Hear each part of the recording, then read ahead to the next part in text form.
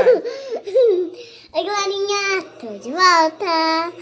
Hoje eu vou falar de 40 dias de propósito. E hoje a gente vai falar de 16º dia. Vem comigo! Uhul!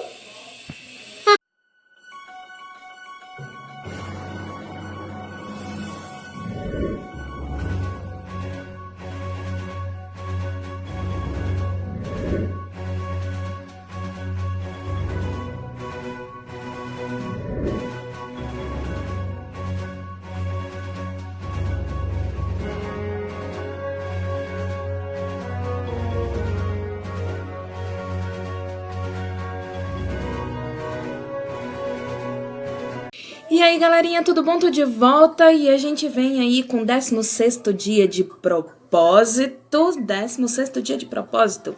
E eu queria ler para vocês 1 Coríntios 13:13, que fala o seguinte: não importa o que eu diga, o que eu creia e faça, sem amor, estou arruinado. Ou 2 João 1:6, que diz assim: amor significa viver da maneira que Deus nos mandou viver. Como vocês ouviram desde o início, os seus mandamentos é: amai a Deus sobre todas as coisas e ao teu próximo como a ti mesmo, ok? E aí a gente vem com a seguinte pergunta: o que importa para você? O que é mais importante para você, para sua vida? A vida, ela é feita de amor, né? Deus é amor. Deus deseja amor. Então são 3 pontos muito importantes. A vida é amor, Deus é amor e Deus deseja amor. Pensa nisso.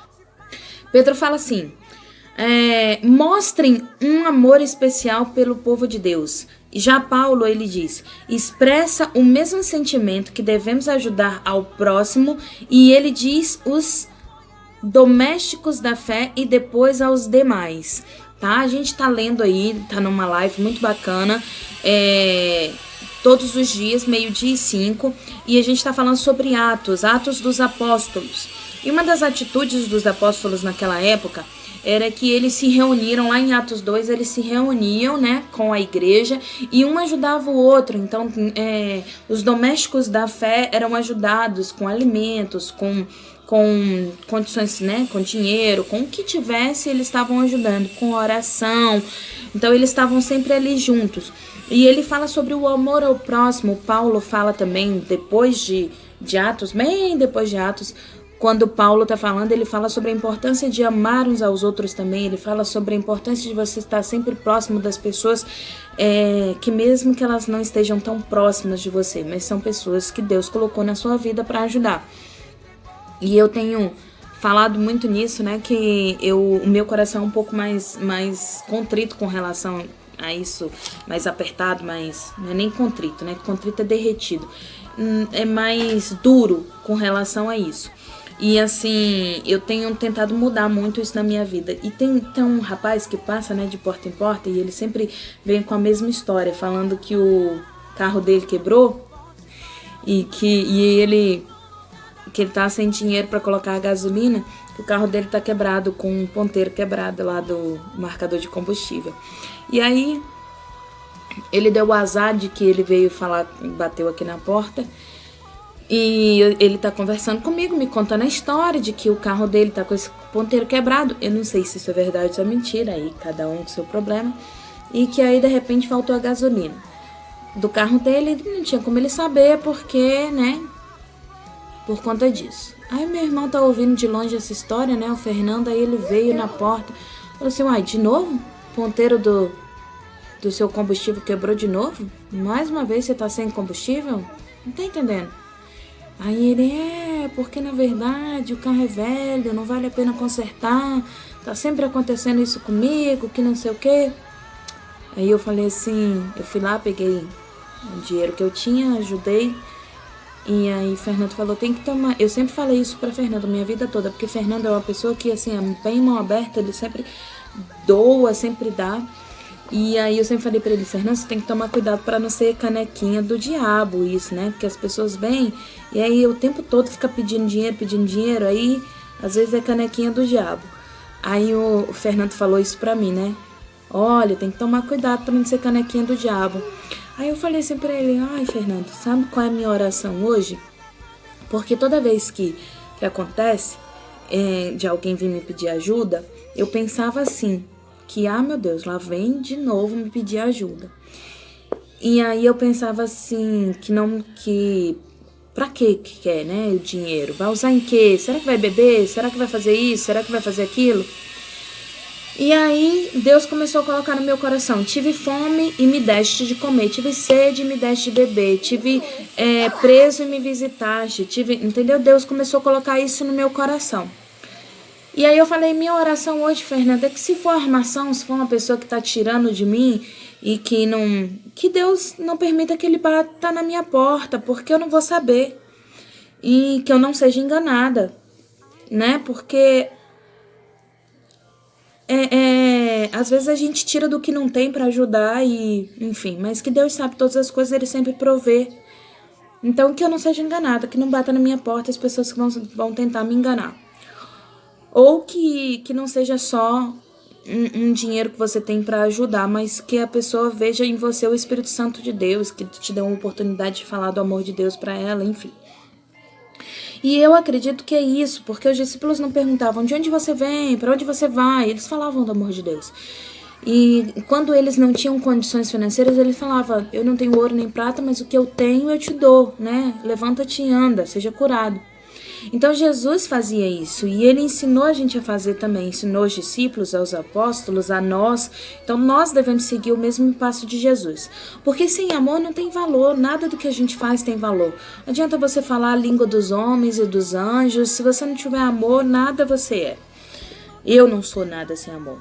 E a vida se constrói de relacionamento de amor, relacionamento com Deus, relacionamento com o próximo, né? O Senhor fala assim, se você não ama ao teu próximo, a quem tu vê, como é que você vai amar a Deus a quem você não vê? Então você tem que amar a Deus sobre todas as coisas e ao teu próximo como a ti mesmo. E você repara que de 10 mandamentos, 4 são sobre o relacionamento de Deus com o homem e do homem com o homem mesmo. O amor, ele é para sempre. Não é amor só até aqui, que seja eterno enquanto dure este amor. Eterno é eternidade, é para sempre, entendeu? Então a gente tem que amar para sempre. Deus diz assim, permanece a fé, a esperança e o amor, mas o maior deste é o amor. Então Deus avalia o nosso amor, é importante. Deus mede a nossa maturidade nossa maturidade espiritual, pelo tamanho do nosso amor, né?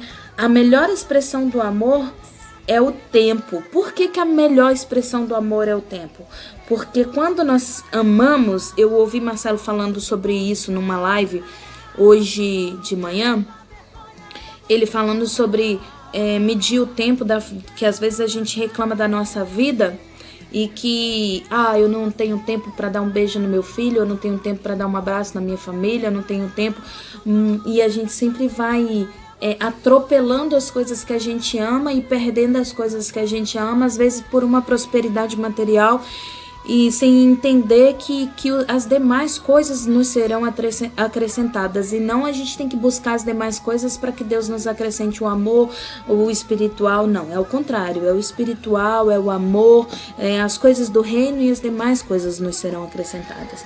Então a gente tem que ter tempo de dedicação, né? Amor a Deus sobre todas as coisas. Então eu preciso orar, jejuar, ler a Bíblia, ter tempo de comunhão com Deus acima de todas as coisas. E depois a Bíblia fala, né? A minha família, eu preciso amar a minha família. Ele fala, os solteiros cuidem das obras e os casados cuidem de casa. Então, então eu sou casada, não vou cuidar da obra? Não, não é isso. É que você precisa cuidar da sua casa, você não pode abandonar a sua casa, entendeu?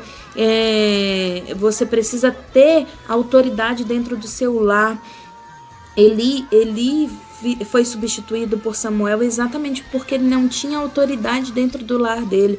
Ele amava a obra de Deus, mas ele não tinha autoridade dentro do lar. Então eu tenho que cuidar da minha casa, cuidar da minha família, cuidar dos meus irmãos na fé. Aí ele fala que depois os domésticos da fé. Então, por exemplo, a gente faz isso, a gente separa cestas básicas, a gente separa. Não é só para aquelas pessoas que nos visitam, aquelas pessoas que aparecem com fome, com sede, nem nada.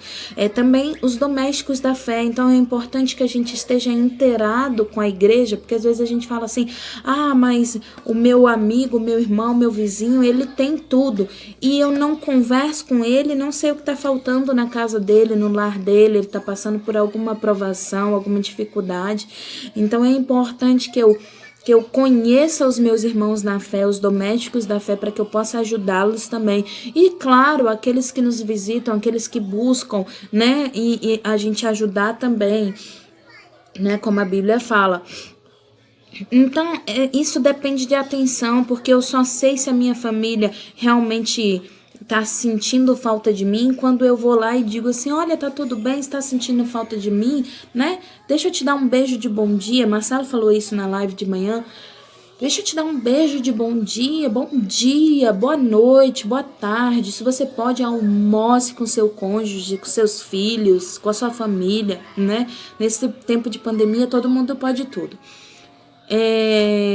Mas se não pode, dá um alô no seu horário de almoço. Por que você não liga para sua esposa, para seu esposo, sabe? Oi, tudo bom? Como é que você tá? Senti sua falta. Seja sincero. Então, com os filhos, às vezes a gente tá tão cansado da vida, tão cansado do trabalho, que a gente larga um celular na mão, um iPad na mão, né? Da criança e deixa a internet criar os nossos filhos. E a gente precisa sentar, orar com eles, ler a Bíblia, perguntar sobre a Bíblia, sabe?